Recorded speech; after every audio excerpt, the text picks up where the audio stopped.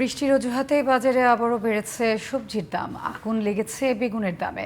বাড়তি দামে বিক্রি হচ্ছে কাঁচামরিচ, শসা, চড়া মাছের বাজারও। ব্রয়লার মুরগি আগের বাড়তি দামে বিক্রি হতে দেখা গেছে। বেড়েছে কক ও লেয়ার মুরগির দামও। অপরিবর্তিত রয়েছে গরুর মাংসের দাম। বাজার ঘুরে বিস্তারিত জানাচ্ছেন জানাতুল ফেরদৌসী। রাজধানীর বাজারে সবজির সরবরাহ যথেষ্ট থাকলেও হাসি নেই ক্রেতার মুখে।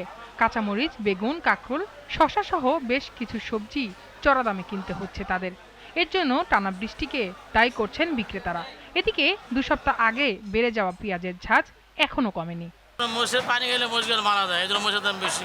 বেগুন মারা যায়, বেগুনের দাম একটু বেশি। সবজিটা আসলে আরো কম দামে হওয়া উচিত, কারণ এত বেশি দাম যেটা আমাদের আসলে অনেক ভোগান্তি।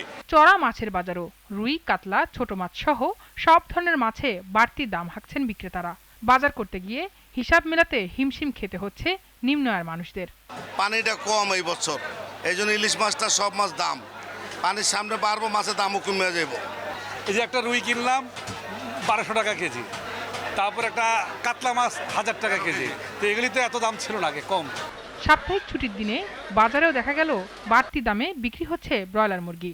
বাজার ভেদে কেজি প্রতি 10 থেকে 20 টাকা পর্যন্ত বেড়েছে কক, লেয়ার মুরগির দামও। তবে গরুর মাংসের দাম রয়েছে অপরিবর্তিত।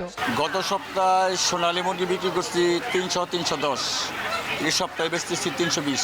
ব্রয়লার মুরগি কিনতে আসছি, আগের দামই আছে 160 টাকা কেজি আর কি। এখন বর্তমান বাজার রেট হলো 750 টাকা, আর বেচা কিনে এখন কম। চালের বাজারেও সুখবর নেই ক্রেতাদের জন্য।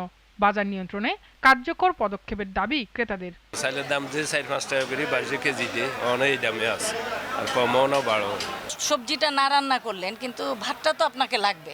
ধান চালের দেশে যদি চালের দাম বেশি হয়, এটা আসলে মানা খুবই কষ্টকর। মনিটরিংটা খুব জরুরি। Jannatul Ferdousi, GTV news, Dhaka.